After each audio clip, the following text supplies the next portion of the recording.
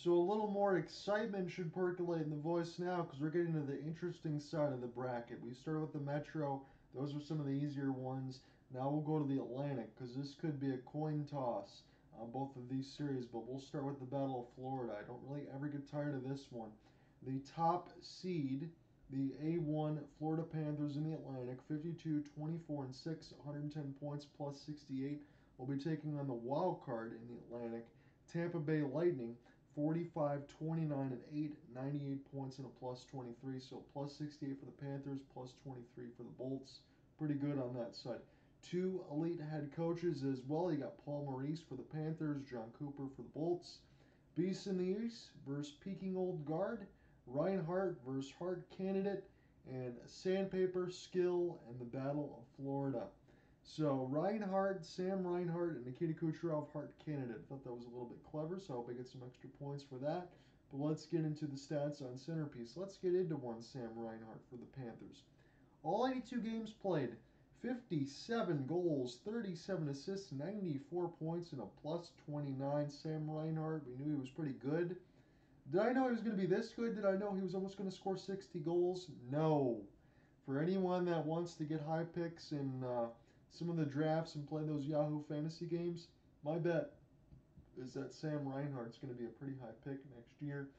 I don't think he gets to 94 points. He probably gets closer to the 75-80 marker, but still, that is a breakout year for Sam Reinhart. What an absolutely fantastic player. For Matthew Tkachuk, some of the point totals sound down as far as goals, but not across the board, though. 80 games played, 26 goals, 62 assists, 88 points plus 19. Sasha Barkov, 73 games played. The captaincy had 23 goals, 57 assists, 80 points plus 33. And Carter Verhaeghe, the usual suspect, doing a lot of damage in 76 games played. 34, 38, 72 plus 17. Very solid numbers across the board for the Panthers, who want to get back to the Stanley Cup Finals when they lost to the Vegas Golden Knights. Again, this was a team. Alec and I talked about it. Cooper Hopkins and I talked about it for the Florida Panthers. They could get off to a rough start because of all the injuries. I mean, you had Tkachuk with a broken sternum. You had lost Radko Gudas, who had a broken foot. You had guys like Brandon Montour, Gustav Forsling dealing with injuries.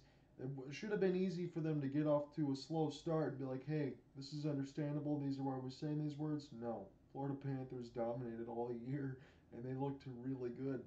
Tampa Bay Lightning, they have some concerns of their own, but not for their forward side usual suspects. You got the MVP Hart candidate, and maybe the possible winner here, unless you want to split hairs with Nathan MacKinnon, but we'll talk about that tomorrow in the Western Conference.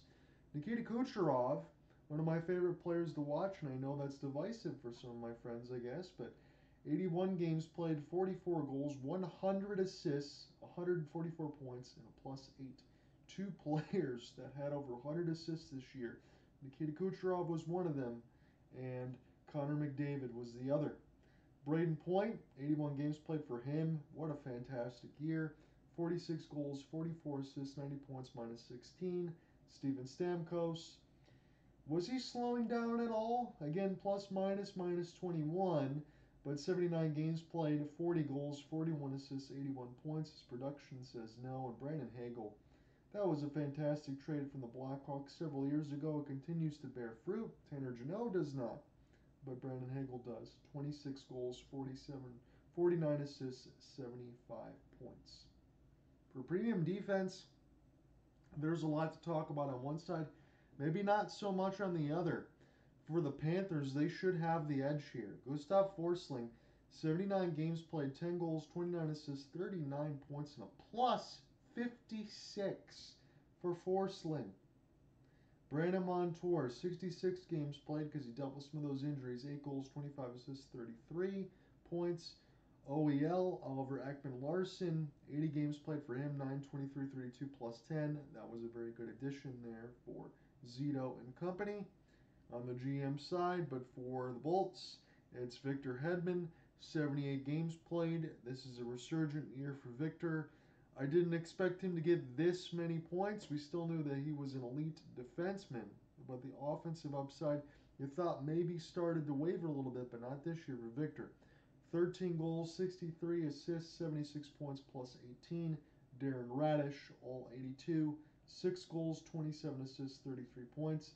The ouch for the Bolts, again, was the injury earlier this year to Mikhail Sergachev. I don't believe Mikhail Sergachev is going to be available at all unless the Bolts get closer to a third round, maybe even a Stanley Cup final. In 34 games played, 2 goals, 17 assists, 19 points, minus 16. Mikhail Sergachev wasn't having a great year, but losing somebody like him, especially on the top 2, top 4 side of your defense, that really, really hurts. And that puts more pressure on guys like Darren Raddysh and some of the other ones down the stretch for Tampa when you think about it. So that could be very difficult for them. And we'll talk about that a little bit more.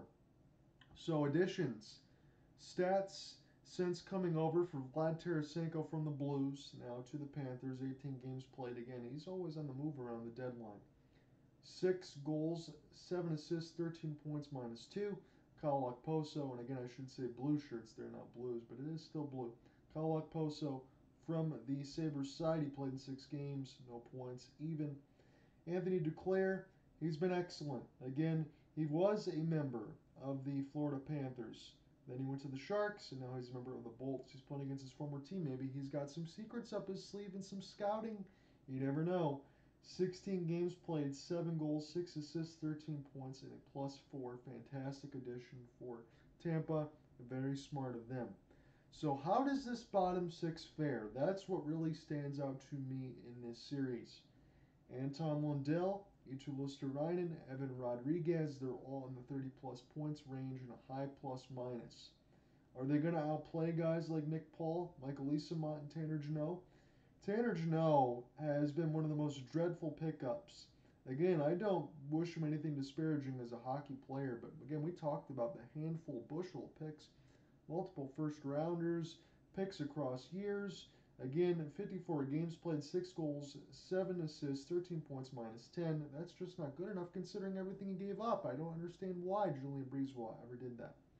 So, that's the look for me.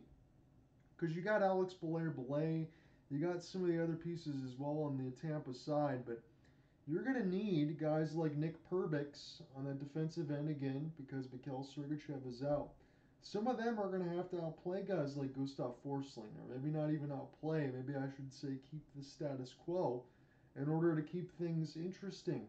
Because that defensive side and some of those offensive pieces, yes, when you have guys like Brandon Hagel, Brayden Point, Steven Stamkos, Nikita Kucherov, those are all elite-type players, but the depth, as we talked about over the years for the Bolts, that continues to dwindle down, and at some point, when you get to 3 straight Stanley Cup finals, as the Tampa Bay Lightning have done, you're going to pay the price in the depth. It's understandable, but now you're playing against the Panthers now. They had a great stretch toward the end of the year for the Bolts to be able to get to this first wild card spot and make that push, because at one point, the Detroit Red Wings were 3rd in the Atlantic and Tampa was out of the playoffs, and that's why Cooper and I had picked Tampa to maybe miss. Again, I think our picks during free agency frenzy after all the playoff stuff is done again this year is going to be a lot easier. I think I already know who he's picking, and so do I. But Tampa's going to need to be able to get some effort done on the back end of their bottom 6 portion of their defense and their forwards if they're going to outplay the Florida Panthers. So here's a bolt of energy maybe here for Tampa. So special teams. Tampa, the best power play marker in the league, so move over Edmonton Oilers. Tampa Bay, 28.6% on the power play. And here's a big boon for Tampa, because with all the defensive inconsistencies, the rotating in and out, 83.3% on the kill, so that puts them in a very elite company on specialty teams as well, which is 5th. So the top power play marker and an 83.3% penalty kill puts them in elite company. And for the Florida Panthers, let me pause this really quick. So when you think about it, again, as we said, in between that depth and between some of the numbers here, let's go to the Florida Panthers. They're 8th on the power play, 23.5%, and they are 6th on the PK, which is at 82.5%. Florida is also very good, so they have units that are both around the top 5 on both sides. And Tampa is very elite, so specialty teams for both teams. Power play penalty kill is going to be a lot of fun to watch in this series. Again, I just stress enough How are the top six, bottom six going to play against each other, especially bottom six in comparison to Florida and Tampa, maybe even the defensive side as well? That's something to watch. But the power play penalty kill should be very exciting. And I guarantee you, in between Cooper Hopkins, Alec Nava, anything else I get in the first round, we're going to be watching a couple of these ones against the Panthers and the Bolts because it's going to be really impressive to watch. And for the Panthers, Big Bob, Sergei Bobrovsky still getting the job done. 58 games played, 36 goals, 17 losses, 4 overtime losses, 36-17-4 for 237 goals against, 915 save percentage, and 6 shutouts for Bobrovsky. Still getting the job done. It's amazing to think a few years ago you didn't know if Bob was ever going to get to this measure of play again, but he did. Anthony Stolarz also played very well in the backup role. 27 games played. He was 16-7-2, 203 goals against, 925 save percentage, and a pair of shutouts. For the Big Cat, 52 games played, 30-20-2, 259 goals against, 900 save percentage, and a couple shutouts. Now, Vasilevsky has not played up to his usual level this season. Again, you were dealing with some of the back issues going into it before the start of the year. And I don't know if he ever really got healthy on that side for Vass. And I know the defensive revolving door that we talked about has played a big measure of his play. But Andrei Vasilevsky has got to be able to get his numbers closer to maybe like a 270 and a 9-10-15. He's more than capable of doing that still. So I think Vass will get there. He's got to push that up because it's going to be his net to 10 per usual. He does not miss playoff games. Jonas Johansson played 26 games. He was 12-7-5, 337 goals against, 890, and a couple shutouts for him. But it's going to be Vassy all the time, as it is. Again, in those 3 straight runs in the Cup Finals, Vassy played every game. I expect him to do so now again. And he's going to have to outduel Bobrovsky in that high-powered Florida offense. Alongside Tampa, they can do it too, but that depth is going to be an issue. Florida won the season series 2-1. It's a shame they didn't play 4 games, but they didn't. Florida took a 2-1. Florida also had a 9-2 victory in mixed with the Tampa Bay Lightning. So who wins this series, and give some reasons for both. So let me start with the Panthers here. Again, this is a team that's on a mission. They've been on a mission all year. I think their additions that they've made for OEL and guys like that have been smart on the back end. When you lose somebody like Radko Gudas, they've been able to replace it, but yet they had Gustav Forsling be able to make the push. I didn't think he was going to be a plus 56, but they must have known something that I didn't. Again, I'm not an NHL scout. I just like to give you some information and try to cover hockey and all that. But a bigger boon than I think anybody probably expected. So Sam Reinhart exploded. Matthew Tkachuk, again, goal numbers were down, but the points were not. Barkov, same consistency. Verhaeghe, same consistency. Montour, through some of the injuries. If you put that all the way across to a full season, because he missed about 16 games, he would be about the same as well. All that stuff was good, but Bobrovsky excellent. I don't see any reason why the Florida Panthers can't do everything that they expected to do. If they didn't have to deal with all those injuries, honestly, from the first round against the Boston Bruins, we didn't know that at the time until after the Stanley Cup Finals were complete against Vegas, Florida probably wins it all. And they snuck in the last day of the season as the last wildcard team to get in, and they got to the final. I think they're hungry to get back there. Tampa Bay Lightning are hungry to continue to keep this core and everything else alive. That's the most important part of it.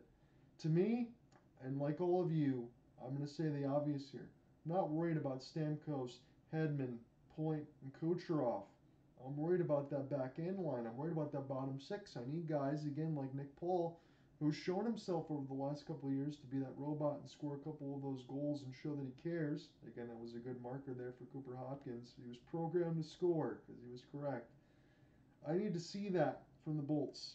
They've got to be able to do that. And then honestly, we saw over the last couple of years, right? This is a power play, again, as we said, it was tops in the league at 28.6, but yet there's times when you see Tampa in the postseason, they go ice cold on the power play. They cannot do that against the Panthers here. Panthers can probably make them do that with the penalty kill that sits at 82.5, which is 6 as we mentioned. But they can't go ice cold on special teams. They've got to get some support from their bottom 6. They've got to get support from their defensive portions on bottom 6. So that means Nick Perbix, Darren Raddysh. They're going to have to play up a couple of levels here. And the big cat, Andrei Vasilevsky's got to find his form. There's a lot for Tampa that's got to be done. Do I see enough here where Tampa is going to push this to 6 or 7 games? Yes. I see a portion where Tampa can get a scare. Again, we've seen this matchup before between Florida and Tampa, and Florida pushes Tampa by the wayside in about 5 games and dispatches them. I don't see that happening. I see Tampa at least being able to get to 6. If Tampa can get that power play rolling and they get that goaltending and all the things that we mentioned there, Tampa can win this series. There is a lot of ammunition against them. A lot has to go right. I think for Florida, again, when I look at that 9-2 on the score line, what's going to change here for some of that? Maybe about 4 or 5 less goals, but still, I don't think the wins are going to change. Kucherov is a fantastic, fascinating player to watch against somebody like Sam Reinhart as well. And Alex Barkov's going to have his hands full. So this is going to be a great series. I still think too much of the Florida Panthers for them to lose this one. I'm going to go on a hunch here. I'm going to say this is not going to be a quick series. I will take the favorite. I'll take the Panthers. But why not? Let's go 7. Let's have a fun Battle of Florida here. I'm really excited for this one and I hope we get a couple of those games to cover. I'll go 7, but give me the Panthers. Game 1, that's going to start early, Sunday, April 21st, 12:30 p.m. Eastern on ESPN.